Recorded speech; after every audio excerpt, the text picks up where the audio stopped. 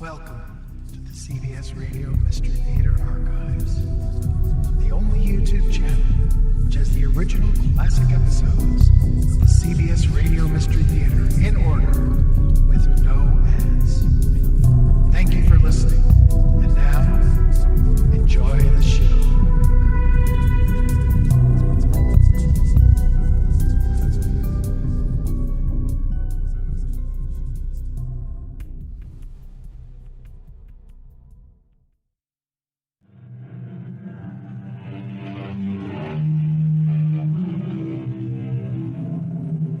Come in. Welcome. I'm E.G. Marshall, your host for another story of the macabre. The word itself, macabre, suggests the unusual, the bizarre, the unexplainable. And the source of these stories of the macabre is you. Because each of us has been afraid of something, real or imagined, awake or in a nightmare. Did Laura Veer, who lives in Chatham on Cape Cod, imagine what happened to her? Or was it a real experience? Her husband, Will, middle-aged and semi-retired, was skeptical. Laura, it just doesn't make sense. All the same, it's true, Will. I know exactly what those bequests are. What Min will leave for her daughter and a distant cousin, me, Dr. Regan. How could you possibly know that? She was here and she told me. She could not have been here. And you know that as well as I.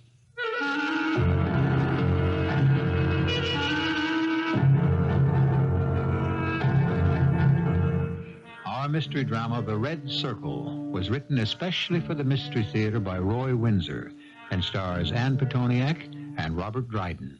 It is sponsored in part by Buick Motor Division and General Electric Citizen Band radios. I'll be back shortly with Act One.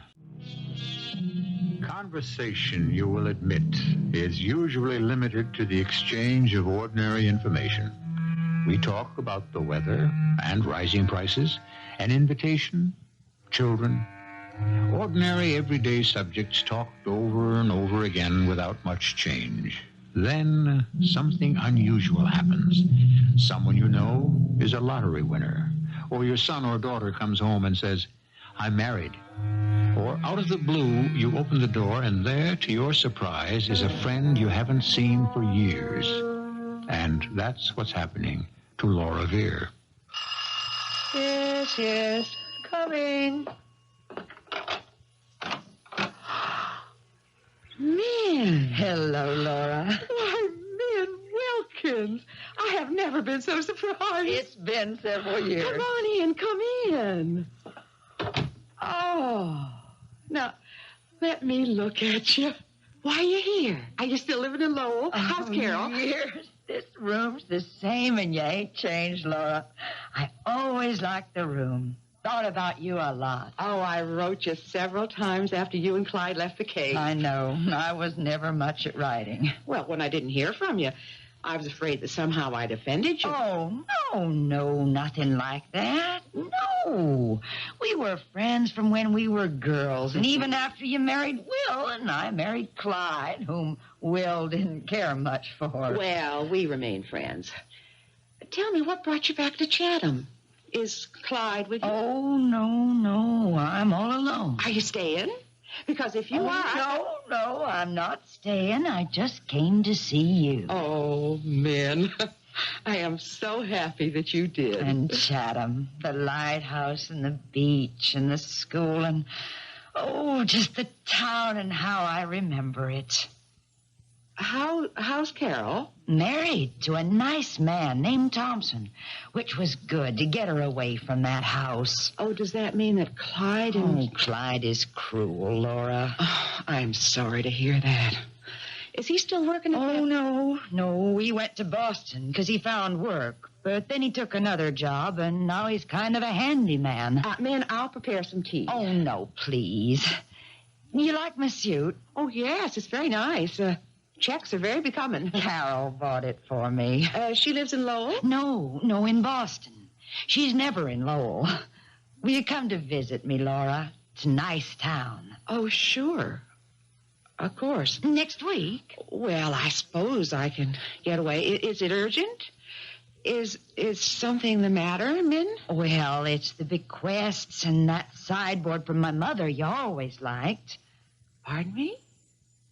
I don't understand. Well, the sideboard is for you, and the dining room set, which is antique, goes to Carol, along with her old bedroom furniture and the poster bed. Min. My silver, which you and Will gave me, and I want my sister to have that. And then there's a cedar chest. And it goes to the neighbor woman who is the widow because... Min, please stop this talk. Bequests. Now, what kind of talk is that? My goodness, we're the same age, and I'm not thinking about dying at 54. Now, you just stop. You just give me the ship. It's all in my will. All right. In 20 years or so, those bequests will be made. I hid it. Well, wasn't that foolish? Oh, no. It's under a lot of money, and it's what my father gave me and what I saved. Now, Clyde doesn't know about it. Oh, no. Only me and you. Min, I think you should confide in Carol. You'll find it and take care of everything, Laura. Min, just let me prepare some tea. No, thank you. You do like my suit. Oh, yes, very much. The jacket isn't too tight, is it? Does it rub against your throat? No. Oh, because of the red circle, you mean? Yes. Well, it's an allergy made the circle on the neck. An allergy to what? Well, I guess you might say gold. Min talked in a strange way, Will, and all she could talk about were bequests. It was spooky. Min? Oh, I always found her pretty down to earth. Even after she married that good-for-nothing Clyde Wilkins.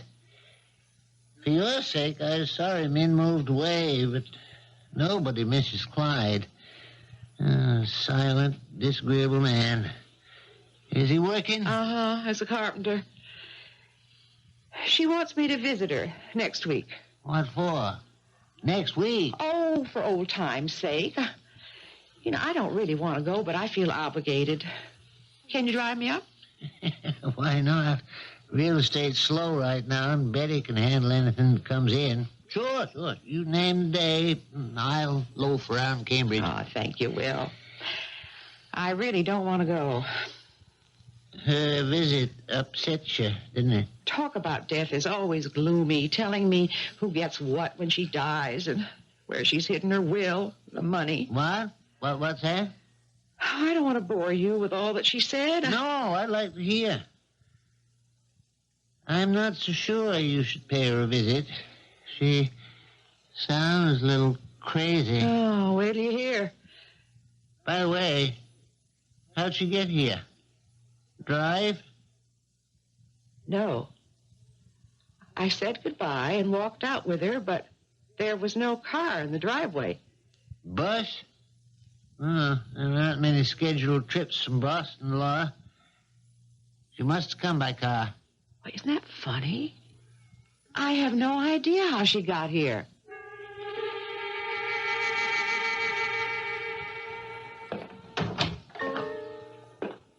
Laura, Yes, Will? I work all day. Oh, come on. You played golf this afternoon, Will. Don't try to fool me. Now, let me see the mail. And you took a nap. And why not? I missed the postman, I admit, but it's mostly junk mail. Well, look here. Look at the return address. Carol Thompson. Who's she? Min's married daughter. Oh, sure. Carol. And married. She was a nice girl. Well, what does Carol have to say? Probably thanking me for her mother's visit. Min's no writer. Let me see. Dear Mrs. Vere, as a dear friend of my mother, she would want you to know. Well, What's the matter? read. Read what Carol says. Friend of mother's would want... You know that she died on the 2nd of the month and was buried privately 2 days later. I am married and... Wait a minute. Min Wilkins died on the 2nd of the month, and this is the 15th.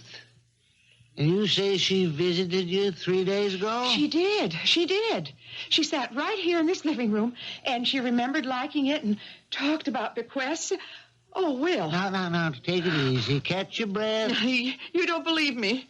Well, how can I? But, Will, it's true. No, it can't be true, Laura. The woman was dead and buried 3 weeks ago. She couldn't have called on you just 3 days ago. But she did.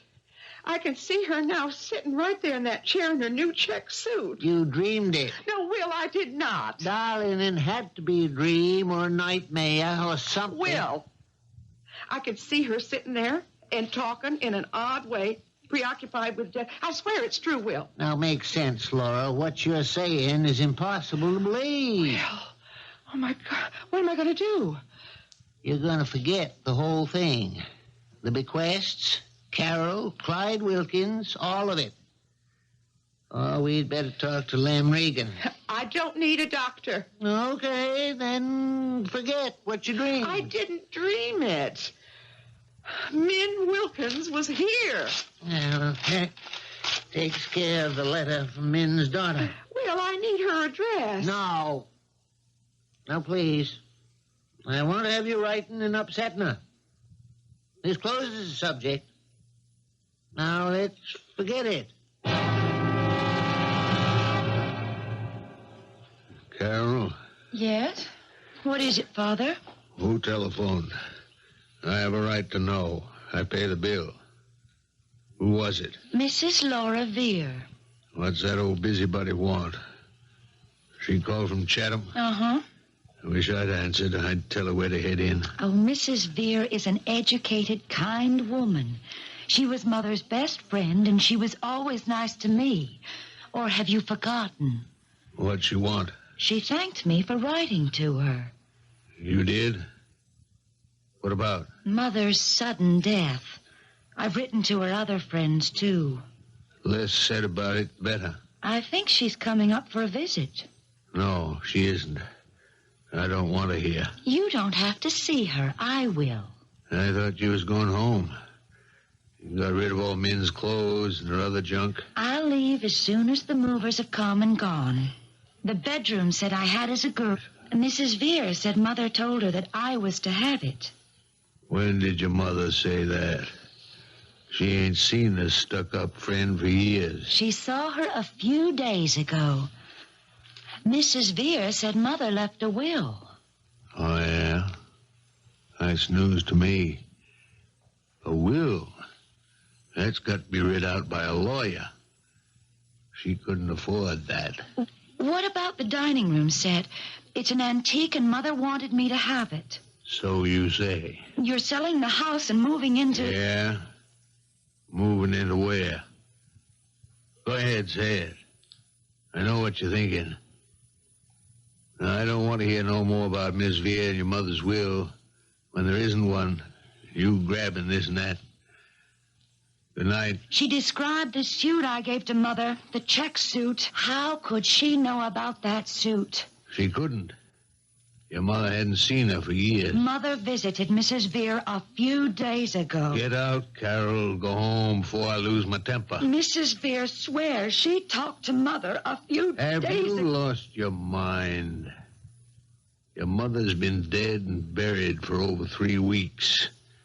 Let her rest in peace. I don't see how she could.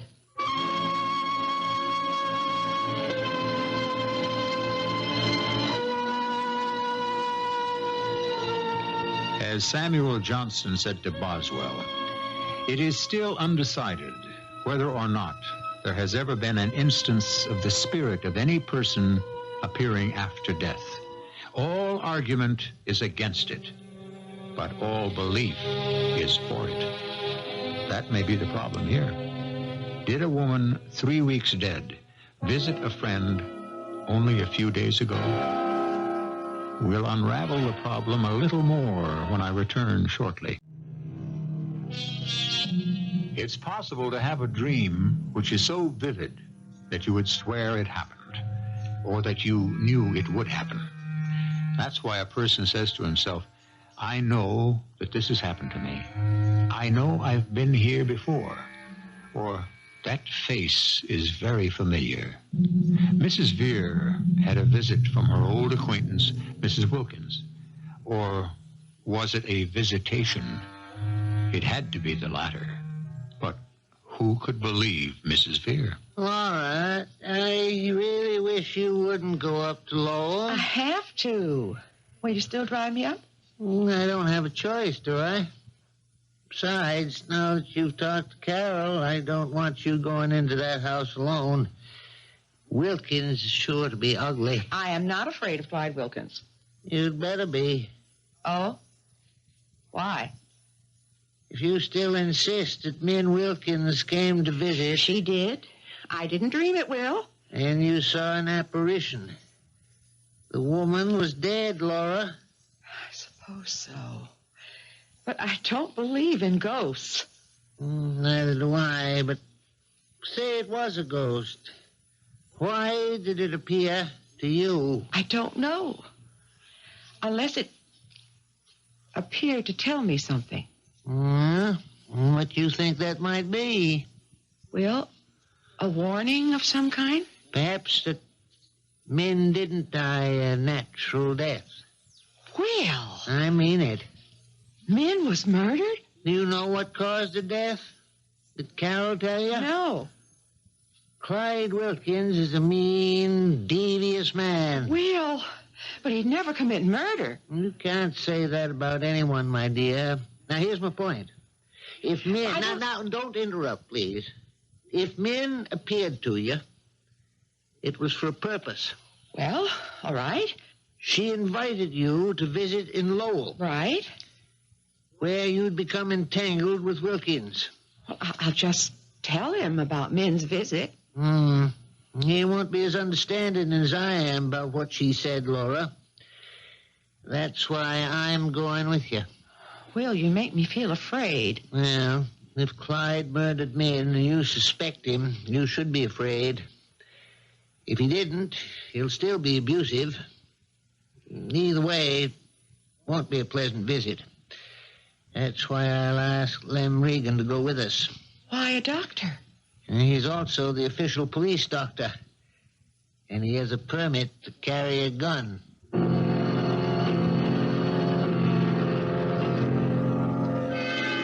Well, I must say, Laura, it's about as strange a story as I've ever heard. Lem, it's the truth. Well, let's say it's the truth as you see it. You doubt Min's appearance, Will?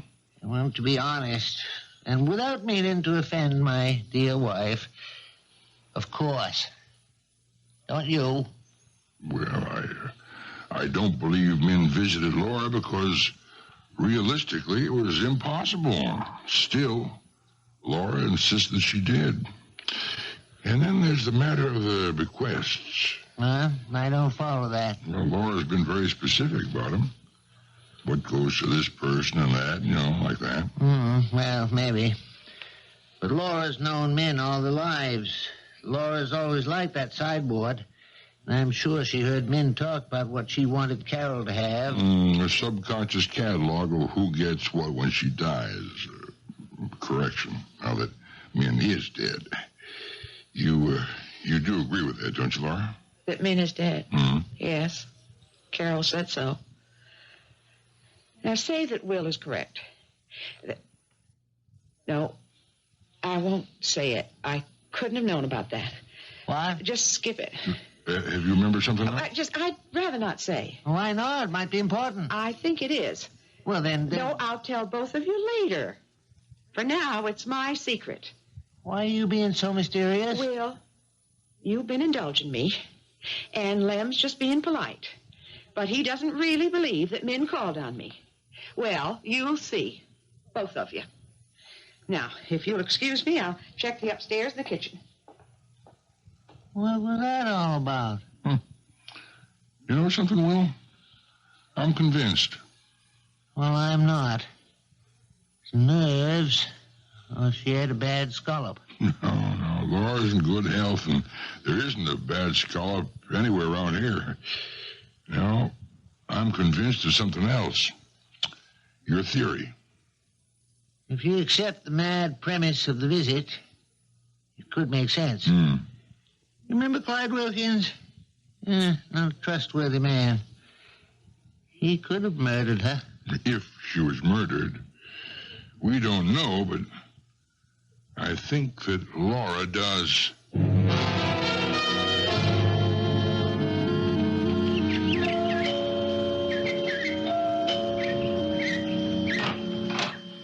Carol, my dear. Hello, Mrs. Veer. Come in. He's not here. Thank you for seeing me, Carol. Oh, I'm so glad you telephoned and came up. I'm fascinated by what you told me. My father wasn't, of course. What a nice house Min had. Did you drive up alone? No, Will drove me. And, Dr. Regan. You remember him from Chatham? Oh, sure. Why didn't they come in? Well, if your father had been... Oh, I get it. Your troops. Well, Will was afraid that... Sure. Father would be sure to be nasty, but he wouldn't harm you. Your father must think I'm deluded. Do you? I don't know what to think. You can't have seen Mother in the past week. Carol, I did. If you don't believe that, why did you permit me to come up? Well, say it's because there's no way you could have known about that check suit. It was new. I bought it for her at Easter. A patterned green check on gray wool with a pleated skirt and a jacket with small notched lapels. That's it. And a white blouse with a plunging neckline. Min looked very nice. You have very good taste, Carol. And you saw her. You must have. May I ask what you talked about? Well, your mother did the talking. Was she sad? Yes. Strange, and yes, I thought she looked and sounded sad. Oh, it's been hard for her.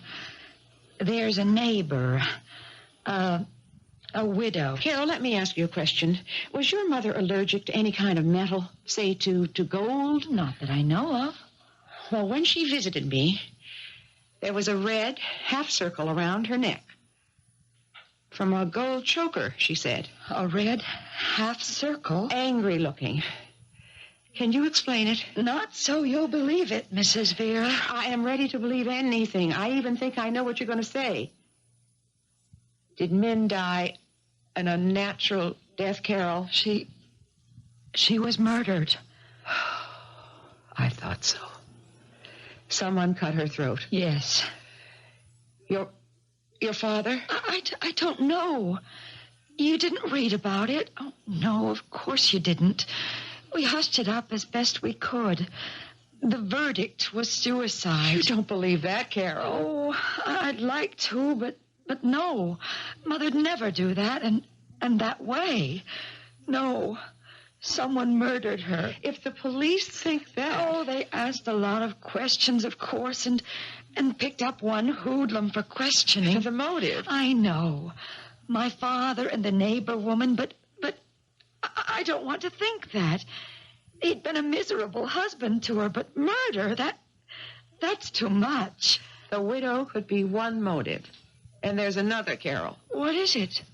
The will. Oh, the bequest. More than that. Oh? Much more than that. Now, I can't tell you until I've talked to my husband and to Dr. Regan. Why not? If your mother's secret became known, there could be more violence.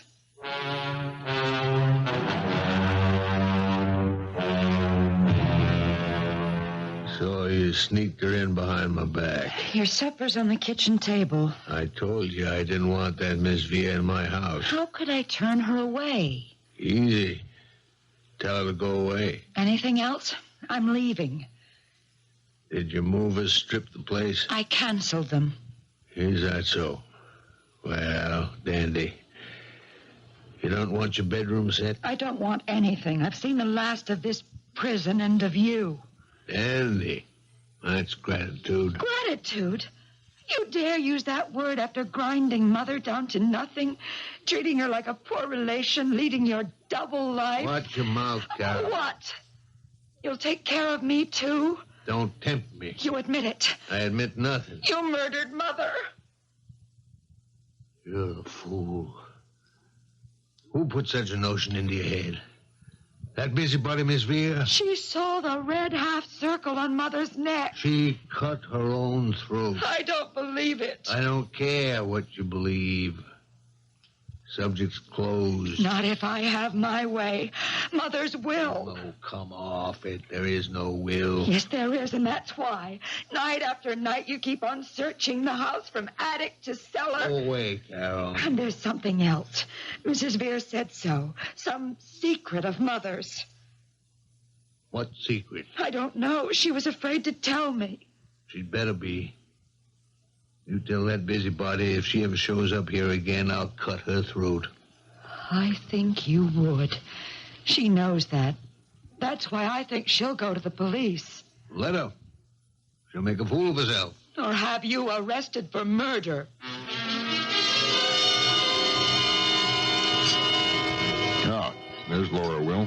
No, I see her. Evening, my dear. Hello, dear. Did you have any luck? Well, thanks to Lamb, we had an audience with the police commissioner. And it was an audience. We explained that as friends of Min Wilkins, we had our doubts about her sudden death. Did you tell him about her visit to me? No, my dear. Even if Lamb and I are a little weak in the head and believe you, the commissioner never would. You know, we skipped Min's visitation and talked hard facts. What are they? Well, on the 2nd of the month, Mrs. Wilkins was found in her kitchen with her throat cut. Who found her? Clyde Wilkins. Uh-huh, of course. Now, why didn't they arrest him? Well, he has an alibi. He was at the Copper Penny bar with a friend of his, Johnny Moe. That doesn't mean anything. Now, when was she murdered? Well, the police doctor places the time of death between 6 and 7 o'clock that night. Uh-huh, so she was up and around. That's funny. Was there any sign of a struggle? We asked that. No, it wasn't. The police are inclined to think that Min took her own life. Well, I don't believe that. I can't say I do either. What strikes me as odd is why there were no signs of a struggle. Now, Min was awake and dressed. Where was her body found? In the kitchen. See, the person who murdered her must have been known to her. It wasn't a stranger. It had to be Clyde. He's a strong brute. Yeah, I'd say Clyde, but the alibi An is... alibi can be bought, Lem. Yeah. Well, it's a muddle. It is. The police are letting it die down. Well, I'm not. Now, there's something I know that I haven't told you. Let's have it. Min had a hiding place somewhere in the house. I know where it is because she told me. And I know what she had hidden. The will and a considerable amount of cash hidden with it. Which Clyde wanted to get his hands on. Lem, does Clyde Wilkins know you? Would he recognize you? I don't know. I doubt it. He never was a patient of mine, and I grew his mustache a year ago, so... Why? Are you willing to do something illegal? Laura, what a thing to You ask. stay out of this, Will. I want to trap the person who murdered my friend. Well, I'm for that. The hidden will and the money, those two things are what somebody's afraid will be found by me. I said you'd be in danger if you didn't drop this fool investigation. I know that. I admit that I was afraid about Clyde. Now it's Clyde and two others, Will. One of them murdered Min, and I want that person caught and charged.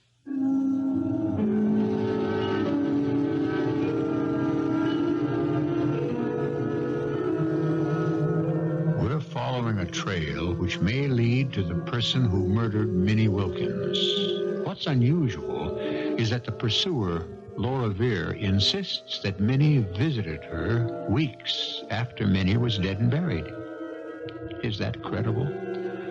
Ours is an age of science, and we have dismissed the idea of ghosts.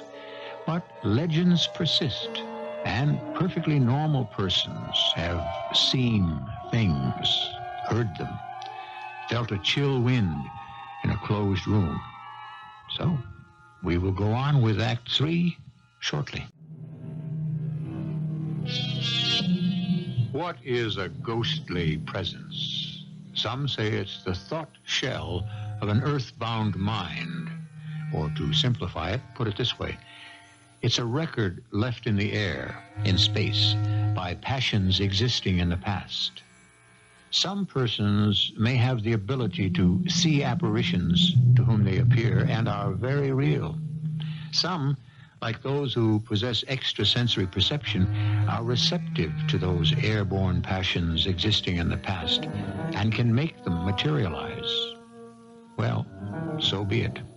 That's what we're dealing with here. It is the next morning, and Dr. Lem Regan rings the doorbell of Clyde Wilkins' house.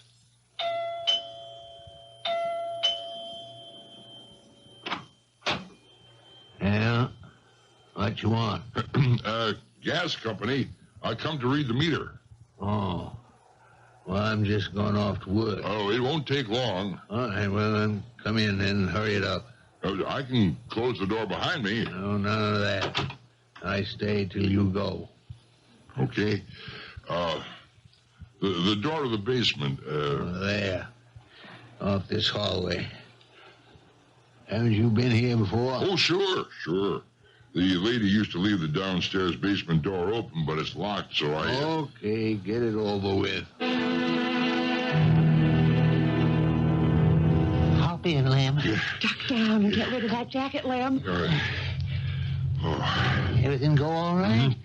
yeah, it worked perfectly. You found the hiding place. I'll never understand how you knew where it was, Laura, but I found it and planted your note.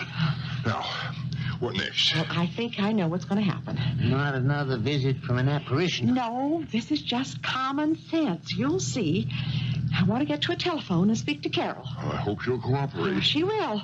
You can bet your boots Carol wants her mother avenged.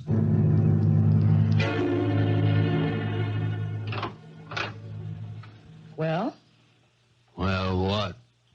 I never thought I'd see you again. I'd like to speak to you. Okay if I come in? Come ahead. Where's Miss Vere? How should I know? Back in Chatham, I suppose. What do you want to know? I wish you'd talk to her for me. No way. You hate her. No, I don't. I only said she's a busybody, and she is. But I got to find something out. She said there was a will, that your mother had some things written down about... Bequests. Yes, you didn't believe her. The old frump knows something. What's so important about the will? Keep everything for yourself. Maybe the widow will want them. There's money there, Carol. Where? Your mother squirreled away money somewhere in the house, probably where she hid the will. So that's what you've been looking for. Not the will, the money. And you want Mrs. Vere to tell you where to look. That's the last thing she'd do. She'd tell you. Maybe she would. Or maybe she's already told the police. Huh? What for? It's an unsolved murder. But the police don't give up. They'll get the person who murdered Mother. I'll give you half the money, Carol. Half of what? You don't even know if there is money or how much. Min got a chunk from your grandfather. Maybe $7,500. And she hid away maybe another $2,000 or $2,500. You could use $5,000. So could I. She wouldn't leave it to you. The money's mine. We'll see about that. You won't even get into the house. The police can. Why do you keep bringing up the police? Do you think they're satisfied that someone unknown murdered Mother? Carol, look. Half the money. You can have all that broken down furniture. You call Miss Vere. There's cash money somewhere in the house. Your dowry for the widow. Oh, lay off. We're friends, is all. Oh, it's nice to have one, isn't it? You are a mighty bitter person. It's not natural. I think the shoe's on the other foot. I care about the murder. You only care about that money. I hope it's never found. I'll find it all right without any help from Vere or from you. You remember Mr. Veer, dear. Oh, of course. Hi, Mr. Veer. How attractive you are. This is Dr. Regan. Oh, of course. I remember the poison oak. My goodness, that was many years ago. Carol, please sit down. Well, I wondered if I'd hear from you again, Mrs. Veer. You were so mysterious the last time we talked. Yes, I was. It's dangerous to suggest that someone is a murderer. I did tell my father you thought maybe he'd murdered my mother. Someone did. We know that. I want to catch that person, but we need your help. I'll do anything. Now, you won't be in danger, Carol. Dr. Regan's a police official, and we've spoken to the police in Boston and in Lowell. We're cooperating with them. My father has an alibi for the night of the murder. So has Johnny Moe. Well, we know that, Carol, but somebody's guilty, and Mrs. Veer has worked out a scheme to trap whoever did it. It was the money, wasn't it? Yes, your mother hid a substantial amount of cash, and we know where it is. I know it's hard to believe, but your mother told me about the hiding place. And I confirmed it this morning and left a note in the hiding place. You did? Now, Laura, from the beginning, tell Carol what we wanted to do. I'm going to tell you where the money is hidden. But that's just what my father wants to know. He came to see me this noon, and he wants me to talk to you about... Of course. Now, listen carefully.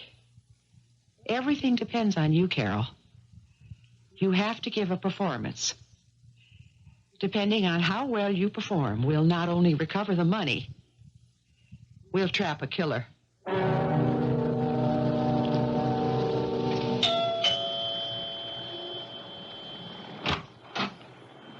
Well, my unnatural daughter, I thought you never want to see me again. I don't.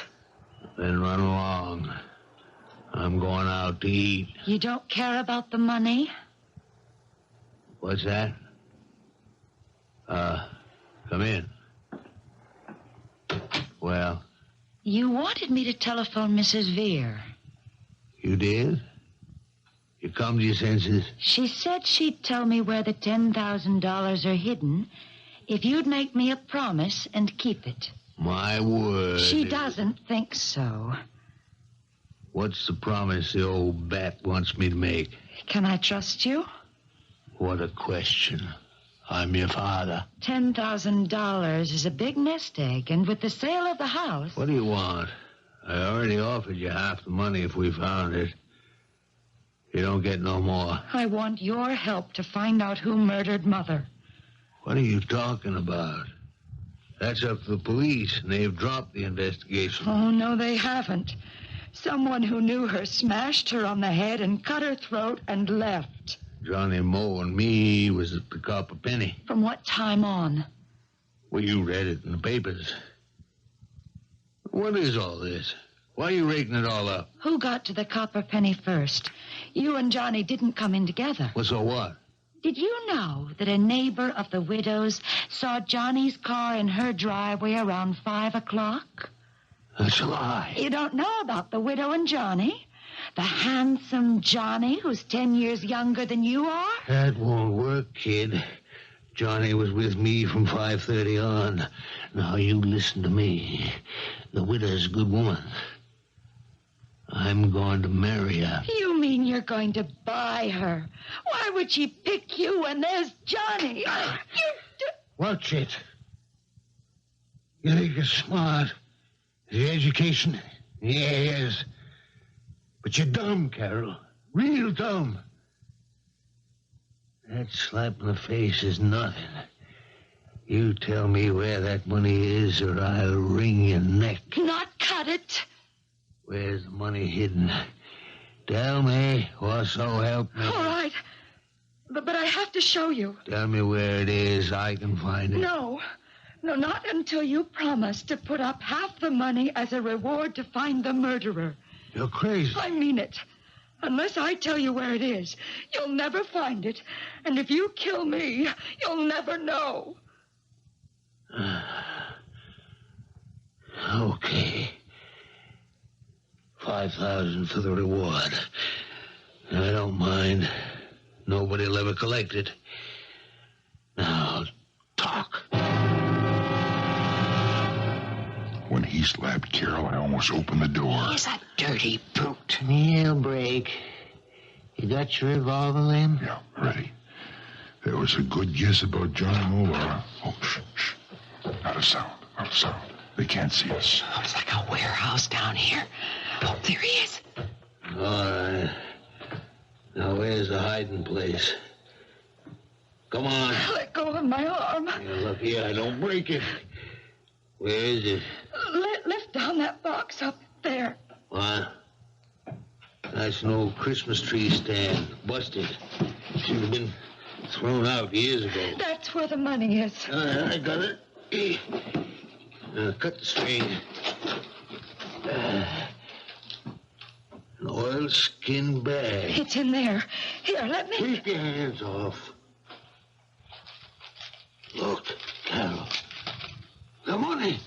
What's that envelope? Huh? Oh, she's written on it. For Carol. Birth certificates and will. Junk. Here. How much is there? Buckets. Wouldn't our old man spin in his grave if he saw me now? His money, and it's mine. This envelope, it's got a note in it. To whom it may concern. I expect to die a violent death. Clyde, Johnny Moe, and the widow plan to kill me for this money. Clyde won't do it. He's yellow. It will be Johnny or the widow who does it. The one that don't have an alibi. Clyde is a dumb fool. The widow is Johnny's woman. They'll double-cross him. Give me that! Don't move, Clyde. What? I'm a police official. Dr. Regan, hand over that piece of paper. Laura, You murdered Min. No. No, honest, no. Me and Johnny... Have alibis, and that leaves only one person who could have murdered Min. Your neighbor. The widow. Was she? The note? How did Min know? The police have her in custody, Mr. Wilkins. And experts are searching her house and examining her clothing for bloodstains. You'd better talk. The three of you conspired to commit this crime, and all of you will go to prison for life. Thanks to an apparition. The apparition of Min Wilkins, who visited Mrs. Veer, who's now avenged her foul murder. Perhaps in time, the three who conspired to murder Min Wilkins would have been apprehended.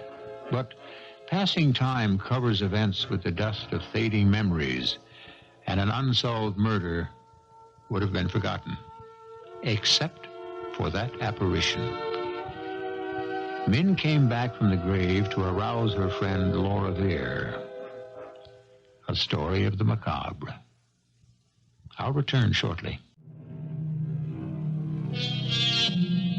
We've come full circle from the appearance of a specter to the arrest of a murderous trio because Laura Veer possessed information that was impossible for her to attain. How did she acquire it? Out of thin air. Say she was attuned to it. All we know is that Mrs. Veer was avenged. Our cast included Ann Pitoniak, Robert Dryden, Catherine Byers, and Joe Silver. The entire production was under the direction of Hyman Brown. This is E.G. Marshall inviting you to return to our Mystery Theater for another adventure in the macabre. Until next time, pleasant dreams.